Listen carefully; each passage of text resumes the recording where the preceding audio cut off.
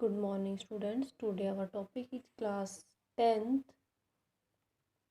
SS subject, chapter number 4th कृषि। ये chapter number 4th geography part का है जो कि कृषि है। इस चैप्टर में हम कृषि के बारे में पढ़ेंगे और कृषि के अलावा इसमें किस किस प्रकार से कृषि के साथ पशुपालन भी किया जाता है और उसी के साथ साथ विभिन्न प्रकार की जो फसलें उगाई जाती है वो किस प्रकार से की। तो सबसे पहले इसमें हम कृषि के बारे में बताएंगे। कृषि जो है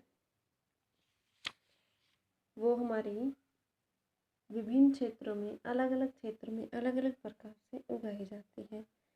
जैसा कि कृषि उत्पादन को बढ़ाने के लिए विभिन्न प्रकार के क्रियाएं की जाती हैं, जैसे कि उन्नत किस्म के बीजों का प्रयोग करना, जो कि हम बोल सकते हैं स्वतंत्रता प्राप्ति के बाद कृषि के विकास के लिए ये नीति अपनाई गई थी।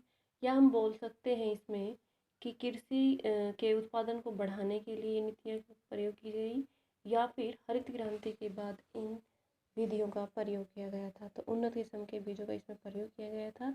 अधिक उपज देने वाली तथा शीघ्र पकने वाली फसलों के बीज इसमें तैयार किए गए थे, जो वर्ष में 2 या 2 से अधिक फसलें तैयार की जा सके। इसमें गेहूं की विभिन्न प्रकार की फसलों को उगाया गया था, किस्मों को, जैसे कल्याण, सोना, चावल की किस्म में बता रखा है विजय, रत्ना, पद्मा।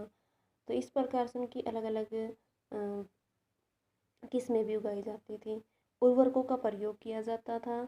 सिंचाई के क्षेत्रों का विस्तार किया गया था। कीटनाशक औषधि का प्रयोग किया गया था। आधुनिक कृषि यंत्रों का प्रयोग और भूमि में सुधार करने के लिए भी कार्यक्रम चलाए गए थे। भू संरक्षण कार्यक्रम गहन कृषि के लिए, शुष्क के लिए ये अन्य विभिन्न प्रकार के कार्य किए गए थे। इसी के साथ साथ यहाँ पे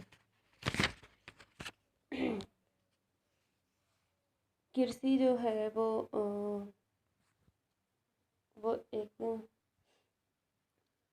बहुत बड़े एरिया पे भी की जाती थी, कम क्षेत्र पर भी की जाती थी। तो ये हमारी कृषि 2 प्रकार की होती थी। एक तो हमारी गहन जीविका निर्वाह कृषि होती थी, दूसरी हमारी आजीविका आधुनिक कृषि होती थी। तो जो हमारी जीविका निर्वाह कृषि होती थी या गहन जीविका निर्वाह कृषि होती थी, इनमें डिफरेंस एक आजीविका कृषि में तो सिर्फ हम अपने जीवन को चलाने के लिए इसमें कृषि उगाते थे, और जो गहन जीविका निर्वाह कृषि होती थी उसमें हम विभिन्न प्रकार की फसलों का प्रयोग करते थे।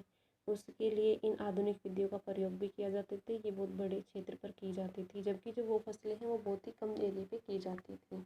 अब भारत में जो ऋतु फसलें उगाई जाती हैं कितने प्रकार की हैं? वे 3 प्रकार की फसलें उगाई जाती हैं। फर्स्ट नंबर पे खरीफ की फसल, सेकंड नंबर पे रबी की फसल, थर्ड नंबर पे जायद की फसल। खरीफ की फसलें अधिकतर दक्षिणी पश्चिमी मानसून के साथ बोई जाती थी। ये फसलें जैसे चावल, कपास, गेहूं, ज्वार, बाजरा, अरहर आदि उगाई जाती थी।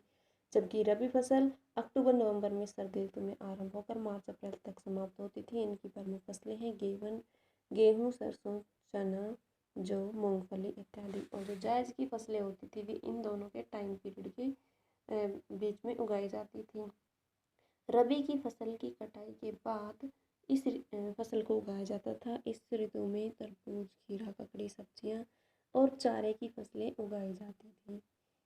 अब यहाँ पर जो कृषि के प्रकार बता रखे हैं, कृषि के प्रकार 2 दिखा रखे हैं। एक तो सिंचित कृषि होती थी, दूसरी वर्षा पर निर्भर कृषि। सिंचित कृषि को तो हम सिंचाई करके उगाते थे, वर्षा वाली कृषि की सिंचाई ना करके वो वर्षा पर ही निर्भर करती थी।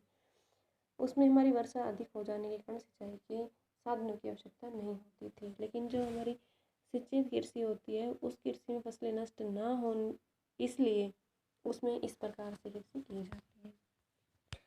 अब यहाँ पे हमारी जो भारतीय कृषि है उसके सामने बहुत सारी समस्याएं आ जाती हैं, जैसे अनियमित व अनिश्चित मानसून पर निर्भर करना, यानी कि वो नियमित नहीं होता मानसून हमारा। कभी मानसून टाइम से आती, कभी नहीं आती, या फिर वो लेट आने के कारण इस प्रकार की जो कृषि होती है वो हमारे टाइम पे नहीं उगा पाते। निम्न उत्पादन, अगर जो टाइम पे कृषि नहीं होती है और सिंचाई के माध्यम से फसलों को उगाया जाता है तो वो शुष्क मौसम होता है, जिसमें सिंचाई से हम उस फसलों की पूर्ति नहीं कर पाते हैं और उस टाइम पे कृषि का जो उत्पादन है वो बहुत ही कम होता है। आकार जो होता है खेतों का वह छोटे होने के कारण भी भारत की समस्या खेतों की समस्या बन जाती है। भूमि सुधार की कमी हो जाती है, कृषि योग्य भूमि का निम्नीकरण हो जाता है, वाणिज्यिकरण का अभाव हो जाता है।